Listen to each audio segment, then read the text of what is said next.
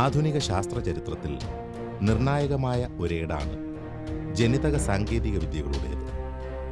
ഒരു ഘട്ടം മുതൽ തങ്ങളുടെ നിലനിൽപ്പിനാധാരമായ ജൈവ ഘടകങ്ങളെക്കുറിച്ച് സൂക്ഷ്മമായി പഠനമാരംഭിച്ച ശാസ്ത്രലോകം ഇന്ന് എണ്ണമറ്റ നേട്ടങ്ങൾ കരസ്ഥമാക്കി കഴിഞ്ഞിരിക്കുന്നു. പിറന്നുവീഴുന്ന ഒരു കുഞ്ഞിൻ്റെ സ്വഭാവ സവിശേഷതകളിലും രൂപഭാവങ്ങളിലും പോലും ഇടപെടാൻ കഴിയുന്ന തലത്തിലേക്ക് ശാസ്ത്രജ്ഞരെ നയിച്ചുകൊണ്ടിരിക്കുന്ന ഏറെ കണ്ടെത്തലുകൾ ജീവന്റെ സങ്കീർണതകൾ മനുഷ്യന് മുന്നിൽ ചുരുൾ നിവർത്തുകയാണ്. ഒപ്പം സൃഷ്ടാവിൻ്റെ മഹനീയതയും.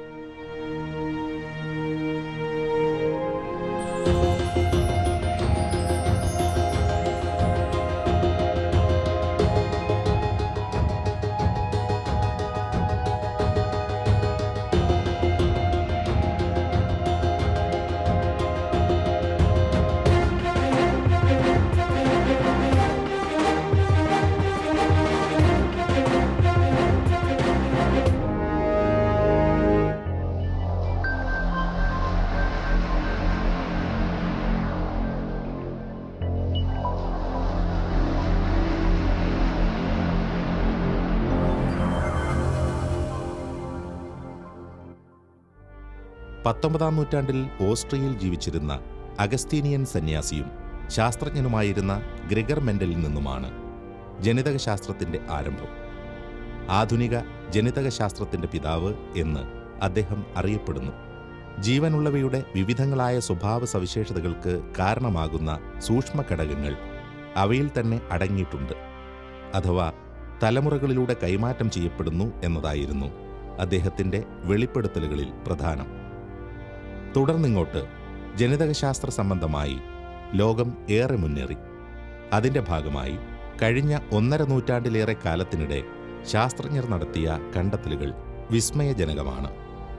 സ്വാഭാവിക മാനുഷിക പ്രകൃതിക്കും ചില രോഗങ്ങൾക്കും കാരണമായ ജീൻ എന്ന അടിസ്ഥാന ഘടകത്തിൽ വ്യതിയാനം വരുത്തുന്നതിലൂടെ മനുഷ്യ ശരീരത്തിൽ തന്നെ ക്രിയാത്മകമായ മാറ്റങ്ങൾ വരുത്താൻ കഴിയും എന്ന കണ്ടെത്തൽ വിപ്ലവകരമായിരുന്നു.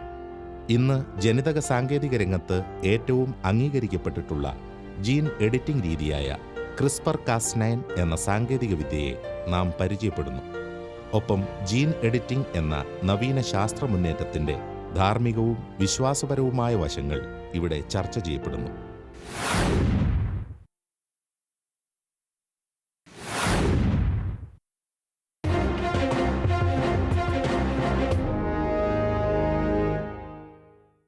നമുക്കറിയാം,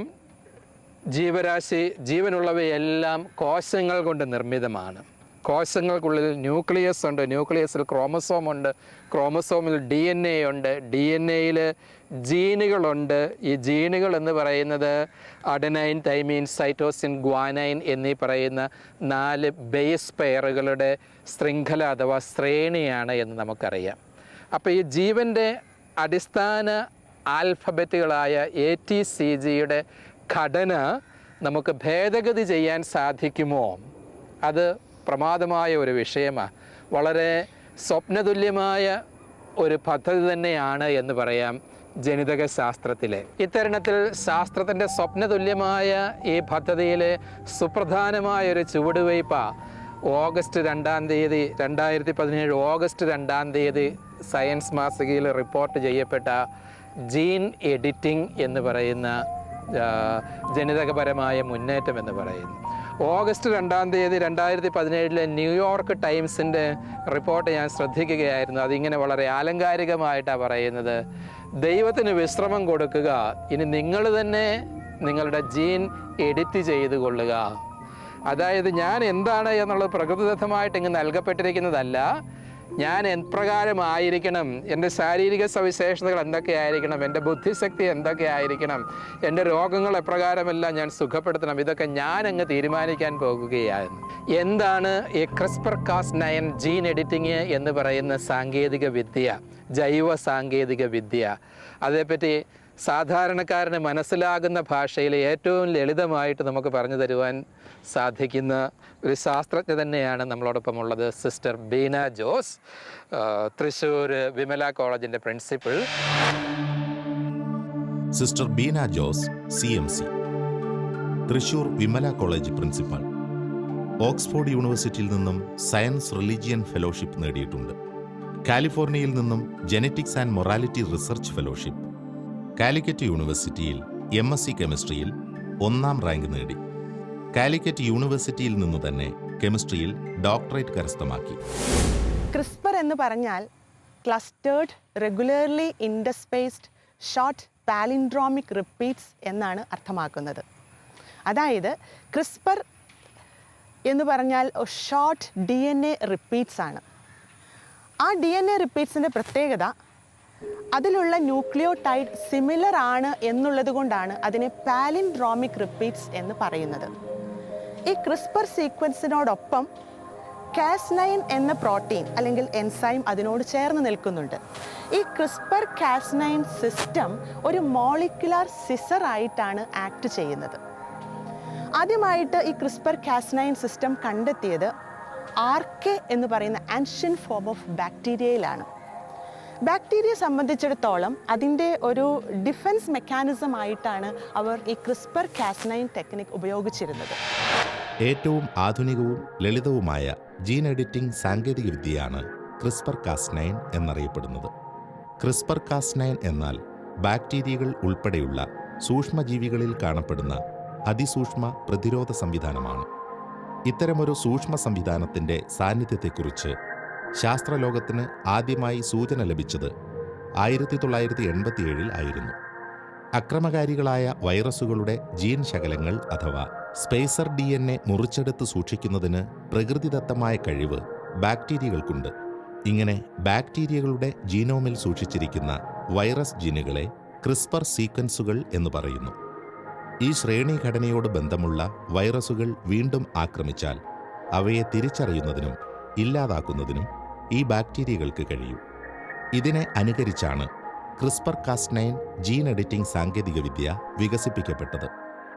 രണ്ടാമത്തെ സ്റ്റേജിൽ ഈ ക്രിസ്പർ സീക്വൻസ് ട്രാൻസ്ക്രിപ്ഷൻ എന്ന പ്രോസസ്സിലൂടെ ക്രിസ്പർ RNA അത് സിന്തസൈസ് ചെയ്യുന്നു. ക്രിസ്പർ RNAയുടെ പ്രത്യേകത അത് ഗൈഡ് മോളിക്യൂളാണ്. നേരത്തെ സൂചിപ്പിച്ചതുപോലെ ക്രിസ്പർ സീക്വൻസിൽ വൈറസിൽ നിന്നുള്ള DNA ഇൻകോർപ്പറേറ്റ് ചെയ്യപ്പെടുന്നുണ്ട്, സ്പേസേഴ്സ് ഇൻകോർപ്പറേറ്റ് ചെയ്യപ്പെടുന്നുണ്ട്. അതിൽ നിന്നാണ് ക്രിസ്പർ RNA ഉണ്ടാകുന്നത്. അതുകൊണ്ട് തന്നെ ക്രിസ്പർ RNAക്ക് വീണ്ടും ഒരു വൈറസ് അറ്റാക്ക് ഉണ്ടായാൽ വൈറസിൻ്റെ DNA ഡിറ്റക്റ്റ് ചെയ്യാനും ഡിസ്ട്രോയ് ചെയ്യാനും അതിനെ കട്ട് ചെയ്യാനുമുള്ള സാധ്യതകളുണ്ട്. അതുകൊണ്ടാണ് ഇതൊരു മോളിക്കുലാർ സിസറായിട്ട് ഉപയോഗിക്കുന്നത് എന്ന് പറയുന്നത്. ഇങ്ങനെ ഒരു മെക്കാനിസമാണ്, ഒരു ഡിഫൻസ് മെക്കാനിസമാണ് ഈ CRISPR Cas9 gene editing technique എന്നിരുന്നാലും ഇന്ന് ശാസ്ത്രജ്ഞർ ഈ ഒരു ടെക്നിക് ഉപയോഗപ്പെടുത്തി ജീവികളിലുള്ള DNA സീക്വൻസ് എഡിറ്റ് ചെയ്യാനും കൂട്ടിച്ചേർക്കാനും വ്യതിയാനങ്ങൾ വരുത്താനുമൊക്കെ ഈ ടെക്നിക് ധാരാളമായിട്ട് ഉപയോഗിച്ചു വരുന്നുണ്ട്. ക്രിസ്പർ Cas9 ടെക്നോളജി എന്ന് പറയുന്നത് ബാക്ടീരിയകളിൽ ശരിക്കും അവരുടെ ഒരു സർവൈവൽ സ്ട്രാറ്റജിയുടെ ഭാഗമായിട്ട് പ്രകൃതി തന്നെ ഒരുക്കി കൊടുത്തിരിക്കുന്ന ഒരു രീതിയെ നമ്മൾ കണ്ടെത്തുകയും അതിനെ നമ്മളുടെ ആവശ്യങ്ങൾക്ക് വേണ്ടിയിട്ട് വിനിയോഗിക്കുകയും ചെയ്യുന്നു എന്നുള്ളതാണ്. ശരിക്കും നമ്മൾ ഹ്യൂമൻ ജീനോമിലേക്ക് മനുഷ്യനിലേക്ക് വരുമ്പോൾ ഈ ടെക്നോളജി ഉപയോഗിച്ച് മനുഷ്യ ജീനോമിൽ ചില മാറ്റങ്ങൾ വരുത്തുന്നതിനുള്ള സാധ്യതകൾ തെളിയുന്നു എന്നുള്ളതാണ്. ഇപ്പം പല രോഗങ്ങളുടെയും ജനിതകമായിട്ടുള്ള കാരണങ്ങൾ കൊണ്ടാണ് പല രോഗങ്ങളും ഉണ്ടാകുന്നത്. അപ്പോൾ ആ രോഗങ്ങൾക്ക് ഒരുപക്ഷേ ആ രോഗബാധിതരെ അവരുടെ കുടുംബത്തെയും ഏറെ ബുദ്ധിമുട്ടിലാക്കുന്നുണ്ട്. അപ്പോൾ ഈ ഒരു ടെക്നോളജി ഉപയോഗിച്ചുകൊണ്ട് ആ രോഗത്തെ പ്രതിരോധിക്കുന്ന രീതിയിൽ എഡിറ്റിംഗ് സാധ്യമാകുകയാണെങ്കിൽ സ്വാഭാവികമായിട്ടും അത് ഏറെ പ്രയോജനകരമായിരിക്കും. പ്രകൃതിയിൽ നിക്ഷിപ്തമായിട്ടുള്ള അനന്ത സാധ്യതകളുടെയും അത്ഭുത പ്രതിഭാസങ്ങളുടെയും തിരിച്ചറിവുകളിലൂടെയാണ് പലപ്പോഴും ആധുനിക ശാസ്ത്രം പുതിയ കണ്ടെത്തലുകളിലേക്ക് നയിക്കപ്പെടുന്നത്. ഇതിന് മികച്ചൊരുദാഹരണമാണ് ജീൻ എഡിറ്റിംഗ്. സൂക്ഷ്മജീവികളിൽ സംഭവിക്കുന്ന ഒരു പ്രതിഭാസത്തെ അതിൻ്റെ പ്രയോജനം തിരിച്ചറിഞ്ഞുകൊണ്ട് മനുഷ്യ ശരീരത്തിൽ പ്രയോഗിക്കുവാൻ ശാസ്ത്രജ്ഞർ നടത്തിയ ഈ ശ്രമം ഒരു പരിധിവരെ വിജയത്തിലെത്തിച്ചേർന്നു കഴിഞ്ഞിരിക്കുന്നു. മനുഷ്യ ശരീരത്തിൻ്റെ തന്നെ ജനിതക ഘടനയിൽ കൂട്ടിച്ചേർക്കലുകൾ നടത്താം, സൗഖ്യത്തിന് വേണ്ടിയാവാം, ഇങ്ങനെ ഒരുപാട് കാര്യങ്ങൾ ചെയ്യാൻ സാധിക്കുമെന്ന് പറയുന്നത്. എന്തുകൊണ്ടാണ് ഈ ജീൻ എഡിറ്റിംഗ് ടെക്നിക്കിന് എത്രമാത്രം വാർത്താ പ്രാധാന്യം ലഭിച്ചത്? എന്തൊക്കെയാണ് ഇതിൻ്റെ ശാസ്ത്രീയമായ പ്രയോജനങ്ങൾ ആപ്ലിക്കേഷൻസ് എന്നുകൂടി ഒന്ന് വിശദീകരിക്കാമോ? ക്രിസ്പർ കാസ്9 ടെക്നോളജിയുടെ ആപ്ലിക്കേഷൻസിനെ കുറിച്ച് പറയുമ്പോൾ Zika, dengue virus, Nipah virus തുടങ്ങിയ വൈറസുകളെ ഡിറ്റക്റ്റ് ചെയ്യാൻ ഈ ടെക്നോളജി വളരെയധികം ഫലപ്രദമാണ്. അതിനു പുറമെ ക്യാൻസർ, HIV പോലെയുള്ള രോഗങ്ങളെ അത് ചികിത്സിക്കുവാനും ഈ ടെക്നോളജി ഉപയോഗിക്കാമെന്നാണ് ശാസ്ത്രജ്ഞർ കണ്ടെത്തിയിരിക്കുന്നത്. കൂടാതെ Alzheimer's, Parkinson disease, Huntington disease തുടങ്ങിയ ന്യൂറോ ഡീജനറേറ്റീവ് ഡിസീസസിനെ അതിൻ്റെ ട്രീറ്റ്മെൻറ്റിനും ഇത് നമുക്ക് ഉപയോഗിക്കാവുന്നതാണ്. ഇതിനു പുറമെ ഇന്ന് ജനിതക വൈകല്യങ്ങളെ ക്രിസ്പർ കാസ്9 ജീൻ എഡിറ്റിംഗ് ടെക്നിക് വഴി പരിഹരിക്കാമെന്നും ശാസ്ത്രം കണ്ടെത്തിയിട്ടുണ്ട്. ക്രിസ്പർ കാസ്9 ജീൻ എഡിറ്റിംഗ് സാങ്കേതികവിദ്യയുടെ ചികിത്സാരംഗത്തുള്ള ഗുണഫലങ്ങൾ അനവധിയാണ്. അടിസ്ഥാനപരമായി ക്രിസ്പർ കാസ്9 പ്രതിരോധ സംവിധാനം സൂക്ഷ്മാണുക്കളിൽ പ്രവർത്തിക്കുന്നതിന് സമാനമായി ചില മാരകമായ വൈറസുകളെ പ്രതിരോധിക്കുന്നതിനുള്ള ശേഷി മനുഷ്യ ശരീരത്തിന് നൽകുവാൻ ജീൻ എഡിറ്റിംഗ് വഴി സാധിക്കും. മറ്റൊരു പ്രധാന നേട്ടം പാരമ്പര്യമായി കൈമാറ്റം ചെയ്യപ്പെടുന്ന ചില രോഗങ്ങളിൽ വൈദ്യശാസ്ത്രത്തിന് ഇടപെടുവാൻ ഈ സാങ്കേതികവിദ്യ അവസരമൊരുക്കുന്നു എന്നുള്ളതാണ്. മനുഷ്യന്റെ ആയുഷ്കാലം വർദ്ധിപ്പിക്കാൻ കഴിയുക എന്ന വലിയ നേട്ടവും ക്രിസ്പർ കാസ്9 ജീൻ എഡിറ്റിംഗിലൂടെ വൈദ്യശാസ്ത്ര രംഗം വിഭാവനം ചെയ്യുന്നുണ്ട്. ഇത്തരത്തിൽ അനന്തമായ സ്വപ്നങ്ങളാണ് ജീൻ എഡിറ്റിംഗ് സാങ്കേതികവിദ്യ ശാസ്ത്രലോകത്തിന് സമ്മാനിച്ചിട്ടുള്ളത്. 2014 university of California at Los Angeles UCLA scientist അവർ ഫ്രൂട്ട് ഫ്ലൈയിൽ ഡ്രോസോഫില മെലാനോഗാസ്റ്റർ എന്ന ഫ്രൂട്ട് ഫ്ലൈയിൽ നടത്തിയിട്ടുള്ള പരീക്ഷണങ്ങളിൽ ഈ ഫ്രൂട്ട് ഫ്ലൈയുടെ ഇൻഡസ്റ്റൈനിലുള്ള ഒരു particular gene adenosine monophosphate protein kinase എന്ന് പറയുന്ന ജീൻ അവർ ആക്ടിവേറ്റ് ചെയ്യുകയും അങ്ങനെ ആക്ടിവേറ്റ് ചെയ്തപ്പോൾ anti aging cellular recycling process autophagy അത് കൂടുതലായി നടക്കുകയും അങ്ങനെ സെല്ലിലുള്ള വേസ്റ്റ് എലിമിനേറ്റ് ചെയ്യപ്പെടുകയും അതുവഴി ഈ ഡ്രോസോഫിലയുടെ ലൈഫ് സ്പാൻ ഒരു 30% വർദ്ധിച്ചതായും ശാസ്ത്രജ്ഞർ രേഖപ്പെടുത്തിയിട്ടുണ്ട്. കൂടാതെ 2016 2017 അരിസോണ സ്റ്റേറ്റ് യൂണിവേഴ്സിറ്റി US ശാസ്ത്രജ്ഞന്മാർ നടത്തിയ പരീക്ഷണങ്ങളിൽ നമുക്ക് ഏജിങ് സ്റ്റോപ്പ് ചെയ്യാൻ സാധിക്കില്ല, പക്ഷേ നമുക്കത് റിവേഴ്സ് ചെയ്യാൻ സാധിക്കും, അല്ലെങ്കിൽ അല്പം അത് സ്ലോ ഡൗൺ ചെയ്യാൻ സാധിക്കുമെന്നൊക്കെ ശാസ്ത്രജ്ഞർ കണ്ടെത്തിയിരിക്കുകയാണ്. ഇങ്ങനെ പോവുകയാണെങ്കിൽ ഒരു പക്ഷേ അച്ഛൻ നേരത്തെ മുൻപ് സൂചിപ്പിച്ചതുപോലെ ന്യൂയോർക്ക് ടൈംസിൽ 2017 റിപ്പോർട്ട് ചെയ്തിട്ടുള്ളതുപോലെ മനുഷ്യനുള്ള ജനിതക ഘടനയിൽ മാറ്റം വരുത്തിയാൽ ഏതാണ്ട് ഒരു 10 വർഷത്തോളം ലൈഫ് സ്പാൻ വർദ്ധിപ്പിക്കാമെന്നും ശാസ്ത്രജ്ഞർ കണ്ടെത്തിയിരിക്കുകയാണ്. ഏതാണ്ട് 2050 ആകുമ്പോഴേക്കും human beings will celebrate there 120th birthday. അങ്ങനെ ഒരു സിറ്റുവേഷനും കൂടി അധികം വൈകാതെ വന്നു ചേരാൻ ഇടയുണ്ട്. 2029 ആകുമ്പോഴേക്കും ഏജിങ് റിവേഴ്സ് ചെയ്യാനുള്ള പ്രോസസ്സുകൾ, അതിനുള്ള ടൂൾസ് കണ്ടെത്തുമെന്നും ശാസ്ത്രലോകം അനുമാനിക്കുന്നുണ്ട്. എന്നാൽ ഈ സങ്കീർണമായ ശാസ്ത്രീയ നേട്ടം മുന്നോട്ട് വയ്ക്കുന്ന അനന്ത സാധ്യതകളെ അനേകർ ആശങ്കയോടെ നോക്കിക്കാണുന്നുണ്ട്.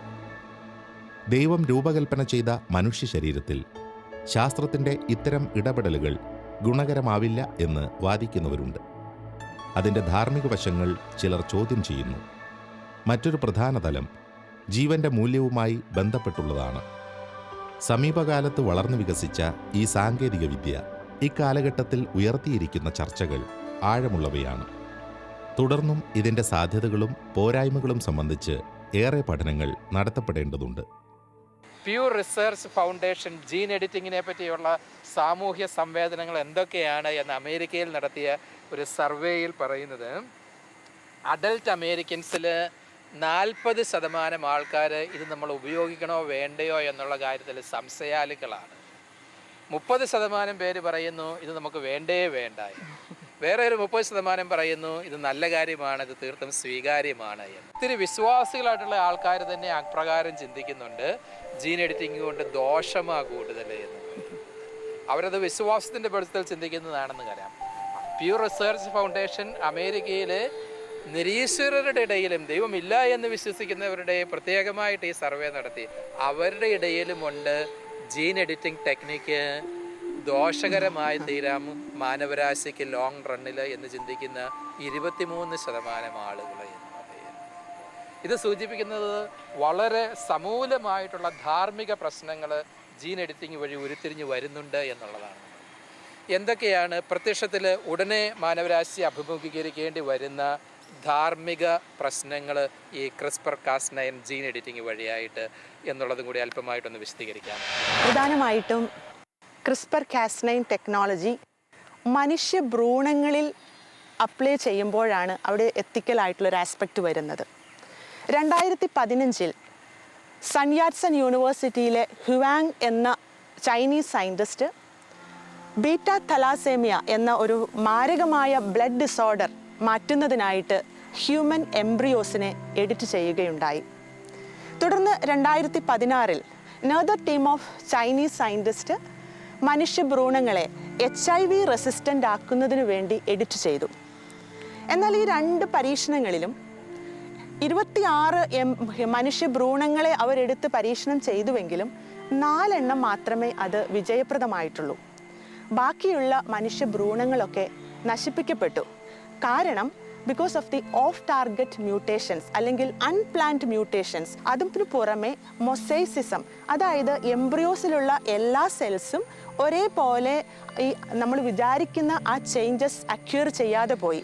ഇങ്ങനെ because of this off target mutations and mosaicism ഈ ഒരു എക്സ്പെരിമെൻറ്റ് അതിൻ്റെ പ്രിലിമിനറി സ്റ്റേജിൽ തന്നെ നിർത്തേണ്ടതായിട്ട് വന്നു. കാരണം ഒരുപാട് ഹ്യൂമൻ എംബ്രിയോസ് അവിടെ നശിപ്പിക്കപ്പെട്ടു എന്നുള്ള കാരണം കൊണ്ട്.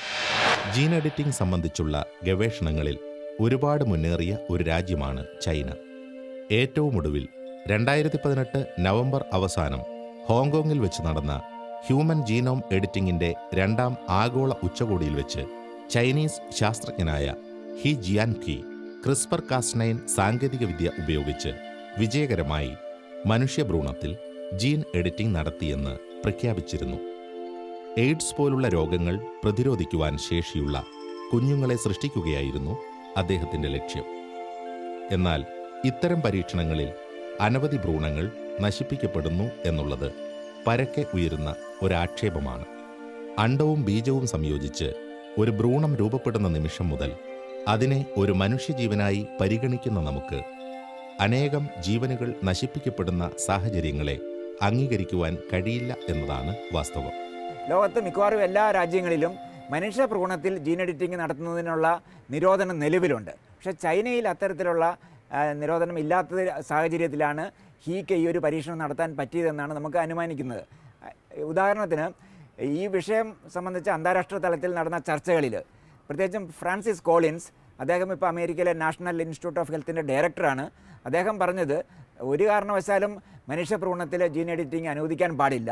എന്ന് വെച്ചാൽ മനുഷ്യകുലത്തിന്മേൽ അത്തരത്തിലുള്ള ഒരു ഇടപെടൽ നടത്തുന്നത് ഒരു ദൈവനിന്ദയായിട്ട് കാണേണ്ടി വരുമെന്നുള്ള ഒരു നിലപാടാണ് അദ്ദേഹം എടുത്തത്. എന്നാൽ മറ്റു ചില ശാസ്ത്രജ്ഞർ പറയുന്നത് ഒരു പരീക്ഷണം എന്നുള്ള നിലയ്ക്ക് ഇതിന് ചില റെഗുലേഷൻസ് വരുത്തിക്കൊണ്ട് ചെറിയ രീതിയിലുള്ള ശ്രമങ്ങൾ നടത്തുന്നതിൽ തെറ്റില്ല എന്ന് അഭിപ്രായപ്പെടുന്നവരുമുണ്ട്. പക്ഷേ ഇത് വളരെ വിശദമായ ചർച്ചകൾക്ക് വിധേയമാക്കേണ്ട ഒരു സംഭവമായിട്ട് കാണണം. കാരണം പല തരത്തിലൊരു ഇരുതല വാളാണത്. അപ്പോൾ ഏത് രീതിയിലാണ് അത് പ്രയോഗിക്കപ്പെടുക എന്നുള്ളതാണ് നമുക്ക് ഇതിനകത്ത് ആശങ്ക ഉയർത്തുന്ന ഒരു കാര്യം.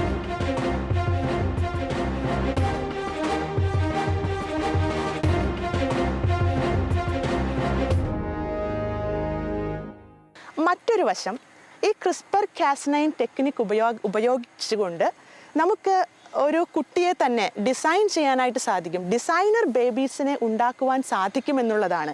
ആ കുട്ടിയുടെ intellectual capacity, musical ability, skin colour, I colour, hair colour, ഇതൊക്കെ നമുക്കിഷ്ടം പോലെ ഡിസൈൻ ചെയ്ത് ഒരു കുട്ടിയെ നമുക്ക് രൂപപ്പെടുത്തിയെടുക്കാം, ഒരു ഡിസൈനർ ബേബീസിനെ ഉണ്ടാക്കാമെന്നുള്ള ഒരു സാധ്യത കൂടി ഇതിൽ ഒളിഞ്ഞു കിടപ്പുണ്ട്.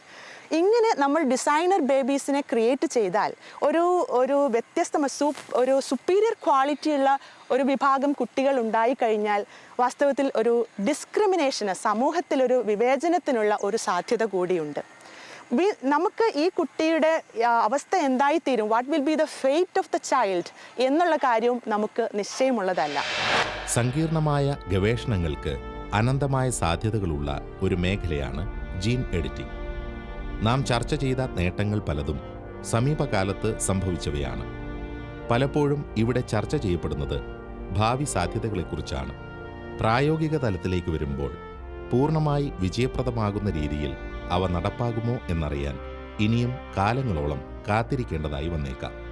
എങ്കിലും കുറവുകളൊന്നുമില്ലാത്ത ഒരു പുനഃസൃഷ്ടിക്കായി മനുഷ്യൻ പരിശ്രമിച്ച മുൻകാല ചരിത്രങ്ങളുടെ പശ്ചാത്തലത്തിൽ ചിന്തിച്ചാൽ ഇത്തരം സ്വപ്നങ്ങളിൽ പലതും യാഥാർത്ഥ്യമാകാനുള്ള സാധ്യതകൾക്കും പരിമിതികളുണ്ട്. ക്രിസ്പർ കാസ്9 ടെക്നിക്കിനെ സംബന്ധിച്ചിടത്തോളം ഇതൊക്കെ ഒരു മോളിക്കുലർ ലെവലിൽ നടക്കുന്ന പരീക്ഷണങ്ങളാണ്. അതുകൊണ്ട് തന്നെ ഇതിൻ്റെ what will be the genetic മോഡിഫിക്കേഷൻസിന് ശേഷമുള്ള ഇഫക്റ്റ്, അതിൻ്റെ ഔട്ട്കം എന്താണെന്ന് അറിയുമ്പോൾ മാത്രമാണ് ഇതൊക്കെ സംഭവിച്ചു എന്ന് പറയാൻ നമുക്ക് സാധിക്കുകയുള്ളൂ. മാത്രമല്ല, ഇങ്ങനെയുള്ള ജെനറ്റിക് മോഡിഫിക്കേഷൻസ് ഒക്കെ ഹെറിറ്റബിൾ ഇൻ നേച്ചർ, ഒരു ജനറേഷനിൽ നിന്ന് അടുത്ത ജനറേഷനിലേക്ക് അത് ട്രാൻസ്ഫർ ചെയ്തു പോകുന്നു. ഇങ്ങനെയുള്ള ഒരുപാട് എത്തിക്കൽ ഇഷ്യൂസ് ഈ ടെക്നോളജിയുമായിട്ട് ബന്ധപ്പെട്ട് നിൽക്കുന്നുണ്ട്. നാം ഇന്ന് ചർച്ച ചെയ്യുന്ന ജീൻ എഡിറ്റിംഗിൻ്റെ സാധ്യതകൾക്ക് 2 മുഖങ്ങളുണ്ട്. 2 തരം ഗവേഷണങ്ങൾ ഈ രംഗത്ത് നടക്കുന്നതിൽ ആദ്യത്തേത് ചികിത്സാപരമായ ലക്ഷ്യങ്ങൾ മുന്നിൽ കണ്ടുകൊണ്ടുള്ളതാണെങ്കിൽ, രണ്ടാമത്തേത് കൂടുതൽ പൂർണ്ണതയിലേക്കും മികവിലേക്കും മനുഷ്യനെ പുനഃസൃഷ്ടിക്കാനുള്ള ഗവേഷണങ്ങളാണ്. ജീൻ എഡിറ്റിംഗിൻ്റെ ചികിത്സാപരമായ സാധ്യതകളെ കത്തോലിക്ക സഭ പിന്തുണയ്ക്കുന്നു. എന്നാൽ കുറവുകളില്ലാത്ത ഒരു തലമുറയെ സ്വപ്നം കണ്ടുകൊണ്ടുള്ള ഗവേഷണങ്ങൾ ജീവന്റെ മൂല്യത്തെ കുറച്ചു കാണുന്നു എന്ന് മാത്രമല്ല, അനവധി ജീവനുകൾ നഷ്ടപ്പെടുത്താനും ഇടയാക്കുന്നു. അതിനാൽ സഭയുടെ പഠനങ്ങൾക്ക് വിരുദ്ധമാണ് അത്തരം ഗവേഷണങ്ങൾ. കത്തോലിക്ക സഭ എന്താണ് ഈ ജീൻ എഡിറ്റിങ്ങിനെ പറ്റി ഔദ്യോഗികമായിട്ട് പഠിപ്പിക്കുന്നത്? സഭ ഇതിനെപ്പറ്റി വേണ്ടത്തിൽ പഠനം നടത്തിയിട്ടുണ്ടോ പുതിയ ടെക്നിക്ക് ആയതുകൊണ്ട്? കാത്തലിക് മോറൽ ട്രഡീഷൻ അനുസരിച്ച് from the time of conception to its natural death, ഒരു ജീവി, ഒരു മനുഷ്യനോ, he or she has that inherent human dignity, മനുഷ്യൻ്റെ മഹത്വത്തെ കത്തോലിക്ക സഭ അങ്ങേയറ്റം വിലമതിക്കുന്നുണ്ട്. അതുകൊണ്ട് തന്നെയാണ് 2016 പോപ്പ് ഫ്രാൻസിസ് പറയുന്നുണ്ട്, ബയോടെക്നോളജിക്കൽ ആപ്ലിക്കേഷൻസ്, ഇൻ്റർവെൻഷൻസ് ഒരിക്കലും മനുഷ്യൻ്റെ മഹത്വത്തെ അത് ഭംഗം വരുത്താൻ പാടില്ല എന്ന്. കാത്തലിക് ചർച്ചിനെ സംബന്ധിച്ചിടത്തോളം ഹ്യൂമൻ ജെനറ്റിക് എൻജിനീയറിംഗ് അതിനെ സഭ പ്രൊമോട്ട് ചെയ്യുന്നുണ്ട്, if it is of the right kind എന്ന് പറഞ്ഞാൽ. ഹ്യൂമൻ ജെനറ്റിക് എൻജിനീയറിംഗ് തന്നെ 2 തരത്തിലുണ്ട്. ഒന്ന് ജീൻ തെറപ്പി, മറ്റൊന്ന് ജെനറ്റിക് എൻഹാൻസ്മെൻറ്റ്. ജീൻ തെറപ്പി എന്നതുകൊണ്ട് നാം ഉദ്ദേശിക്കുന്നത്, ഉദാഹരണമായിട്ടൊരു ഡിഫക്റ്റീവ് ജീൻ ഉണ്ടെങ്കിൽ അതിനെ എഡിറ്റ് ചെയ്ത് മാറ്റി ഒരു നോർമൽ ജീൻ വെക്കുകയും അങ്ങനെ നമ്മൾ ഏതെങ്കിലും ഒരു ഡിസോർഡർ കറക്റ്റ് ചെയ്യുക, അല്ലെങ്കിൽ either to cure that sickness or to slow down the progress of that sickness, അതിനെയാണ് ജീൻ തെറപ്പി. തെറപ്യൂട്ടിക്കൽ ആപ്ലിക്കേഷൻസിന് വേണ്ടി ഉപയോഗിക്കുന്നതിനെയാണ് ജീൻ തെറപ്പി എന്ന് പറയുന്നത്. അത് തീർച്ചയായിട്ടും മോറലി ആക്സെപ്റ്റബിൾ ആണ്. എന്നാൽ ജെനറ്റിക് എൻഹാൻസ്മെൻറ്റ് എന്നതുകൊണ്ട് ഉദ്ദേശിക്കുന്നത്, നമ്മൾ തന്നെ വിചാരിക്കുകയാണ് നമ്മൾ എന്തൊക്കെയോ കുറവുണ്ട്, വി ലാക്ക് സംതിങ്. അതുകൊണ്ട് ഇപ്പോൾ ഉദാഹരണമായിട്ട് എനിക്കൊരു ബ്രൗൺ ഐ ഉണ്ടെങ്കിൽ അത് എനിക്ക് ബ്ലാക്ക് ആക്കണമെന്ന് ചിന്തിക്കുക, അതിനാണ് എൻഹാൻസ്മെൻറ്റ് എന്ന് പറയുക. അങ്ങനെയുള്ള ഒരു ജെനറ്റിക് എൻഹാൻസ്മെൻറ്റിനെ സഭ പ്രൊമോട്ട് ചെയ്യുന്നില്ല. അതേസമയം തെറപ്യൂട്ടിക് പർപ്പസിനായിട്ട് മനുഷ്യൻ്റെ വെൽബീയിങ്ങിനെ അഫക്റ്റ് ചെയ്യാത്ത തരത്തിലുള്ള ശാസ്ത്രപരമായിട്ടുള്ള നീക്കങ്ങൾ, ജീൻ എഡിറ്റിംഗ് ഒക്കെ കത്തോലിക്ക സഭ അനുകൂലിക്കുന്നുണ്ട്. ശാസ്ത്രത്തിൻ്റെ ക്രിയാത്മകമായ മറ്റ് അനവധി രംഗങ്ങളിൽ എന്നതുപോലെ തന്നെ നന്മയുടെയും തിന്മയുടേതുമായ 2 മുഖങ്ങൾ ജീൻ എഡിറ്റിംഗ് സംബന്ധമായും നമുക്ക് കണ്ടെത്താൻ കഴിയും. ധാർമ്മിക മൂല്യങ്ങൾക്ക് വില കൽപ്പിക്കാത്ത ഒരു വിഭാഗം ലാഭേച്ഛ മാത്രം ലക്ഷ്യം വെച്ചുകൊണ്ട് സ്വാർത്ഥപരമായി നടത്തുന്ന ഇടപെടലുകളെ നമുക്ക് കണ്ടില്ലെന്ന് നടിക്കാനാവില്ല. അതിനാൽ തന്നെ ഈ വിഷയം ആഴത്തിലുള്ള പഠനങ്ങളും ഗൗരവമുള്ള ചർച്ചകളും ആവശ്യപ്പെടുന്നു. കത്തോലിക്ക സഭയുടെ ഈ വിഷയത്തിലുള്ള കാഴ്ചപ്പാടുകൾ തികച്ചും പക്വതയുള്ളതാണ്. വ്യക്തമായ പഠനങ്ങൾക്ക് ശേഷം പണ്ഡിതരായ ശാസ്ത്രജ്ഞർ ആത്യന്തിക മനുഷ്യനന്മ മുന്നിൽ കണ്ടുകൊണ്ട് സ്വീകരിക്കുന്ന നിലപാടുകളെ മുൻവിധികളില്ലാതെ സഭയും അംഗീകരിക്കുന്നു. രോഗപ്രതിരോധ രംഗങ്ങളിലും ആതുര സേവന രംഗത്തും ഇതിൻ്റെ സാധ്യതകളെ നമുക്ക് തീർച്ചയായിട്ടും അവഗണിക്കുന്നതിൽ അർത്ഥമില്ല. പക്ഷേ ആ സാധ്യതകൾ എത്രത്തോളമൊക്കെ ഇഫക്റ്റീവ് ആക്കാൻ പറ്റും. നമുക്കറിയാം, നേരത്തെ തന്നെ ജീൻ തെറാപ്പി എന്ന് പറയുന്ന ഒരു ചികിത്സാ സമ്പ്രദായം ആവിഷ്കരിക്കപ്പെടുകയുണ്ടായി. ഫ്രഞ്ച് ആൻഡേഴ്സൺ എന്ന് പറയുന്ന ഒരു ശാസ്ത്രജ്ഞൻ ജീൻ തെറാപ്പിയിലൂടെ പാരമ്പര്യ രോഗമുണ്ടായിരുന്ന ഒരു പെൺകുട്ടിയിൽ ജീൻ തെറാപ്പി നടത്തിക്കൊണ്ട് അതിന് പരിഹാരമുണ്ടാക്കി. അതിലും കുറച്ചുകൂടെ ഉന്നത നിലവാരമുള്ള സാങ്കേതികവിദ്യയാണ് ജീൻ എഡിറ്റിംഗ്. അത് കുറച്ചുകൂടെ പ്രായോഗികമാണ്, ചെലവ് കുറഞ്ഞതാണ്. അതുകൊണ്ട് ഇത് കൂടുതൽ വ്യാപകമായിട്ട് ഉപയോഗിക്കപ്പെടാനുള്ള സാധ്യതകളുമുണ്ട്. പരീക്ഷണശാലകളിൽ നിന്ന് അത് പുറത്തു വന്ന് മറ്റ് സ്ഥാപനങ്ങളിലേക്ക്, പ്രത്യേകിച്ചും ഈ വ്യാപാര സ്ഥാപനങ്ങളിലേക്ക് എത്തുമ്പോഴത്തേക്കും ഇതിൻ്റെ വ്യാപാര ലാഭം മുന്നിൽ കണ്ടുകൊണ്ട് നടപടികൾ സ്വീകരിച്ചു കഴിഞ്ഞാൽ അത് ഉണ്ടാക്കാവുന്ന പ്രശ്നങ്ങളാണ് വെല്ലുവിളിയായിട്ട് നിൽക്കുന്നത്. പരമമായിട്ട് നമ്മൾ മനസ്സിലാക്കുന്നത് ഇതാണ്: ഏത് ജൈവ സാങ്കേതിക വിദ്യയെ സംബന്ധിക്കുന്ന ധാർമ്മിക പ്രശ്നങ്ങളും അത്രയും സ്പഷ്ടമായിട്ട് തന്നെ ജീൻ എഡിറ്റിംഗ് CRISPR-Cas9 ടെക്നിക്കിലും കടന്നു വരുന്നതായിട്ടാണ് എന്നുള്ളതാണ്.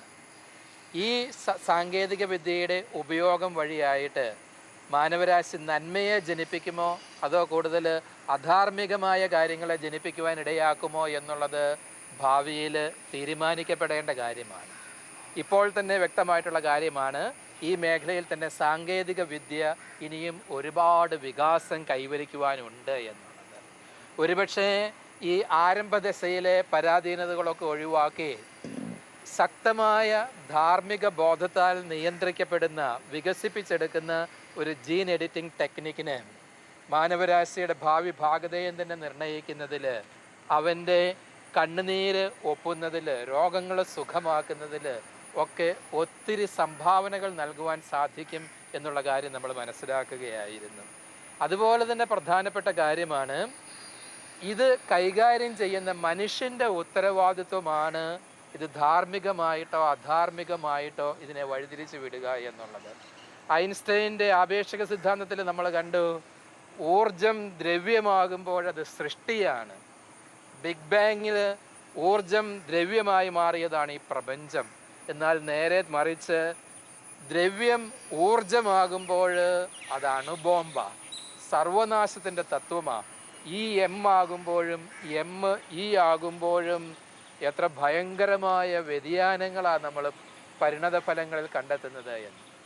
ഇത് ഒരു രൂപകമായിട്ട് സ്വീകരിക്കുകയാണ് എങ്കിൽ ജീൻ എഡിറ്റിംഗ് ടെക്നിക്കിൻ്റെ ധാർമ്മികതയെപ്പറ്റി ചിന്തിക്കുമ്പോൾ നമുക്ക് മനസ്സിലാക്കാൻ സാധിക്കും, ഈ സാങ്കേതിക വിദ്യയെ കൈകാര്യം ചെയ്യുന്ന മനുഷ്യൻ്റെ ധാർമ്മിക പക്വതയും ഔന്നത്യവും ഒക്കെ തന്നെയാണ് ഈ സാങ്കേതിക വിദ്യയുടെ പരമമായ നന്മയോ തിന്മയോ നിർവചിക്കാൻ പോകുന്നത് എന്ന് നമുക്ക് പറയാൻ സാധിക്കും.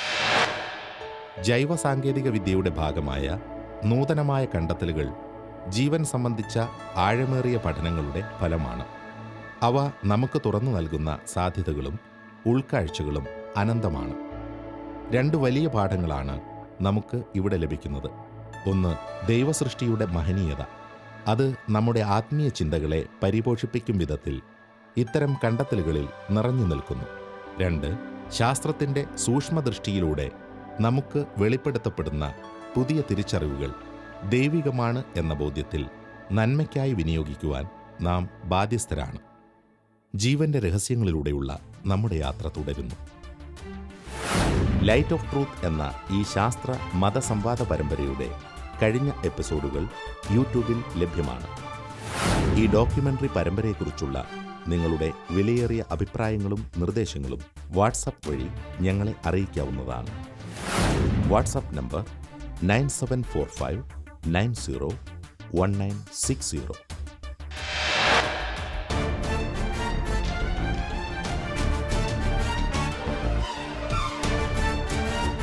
3.1 billion pairs of nucleotide. Nucleotide ചെറിയ ഈ ആറ്റംസ് പോലുള്ള ചെറിയ ഇതാണ്.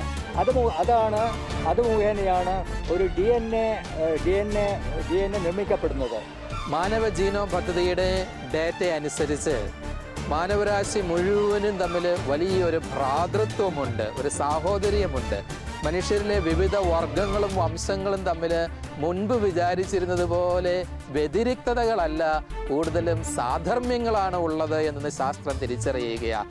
ഇത് സൃഷ്ടിച്ച ആൾ ഇത് വെറും ചാൻസ് കൊണ്ടോ ആക്സിഡൻ്റലായിട്ടോ സംഭവിക്കാവുന്ന കാര്യങ്ങളല്ല. ഇത് നമുക്ക് വ്യക്തമാവുന്നത് ഇതുപോലുള്ള കാര്യങ്ങളെ നിയന്ത്രിക്കാനായിട്ടും ഇതുപോലുള്ള കാര്യങ്ങളെ ഒത്തൊരുമിച്ച് കൊണ്ടുപോകാനായിട്ടും എന്തെങ്കിലും ഒരു അറേഞ്ച്മെൻ്റ് ഉണ്ടാകണം. സയൻസിന് എൻ്റെ അറിവിൽ ഈ സമയത്ത് ഇതിൻ്റെ മെക്കാനിസത്തെ പറ്റി യാതൊരു അറിവുമില്ല.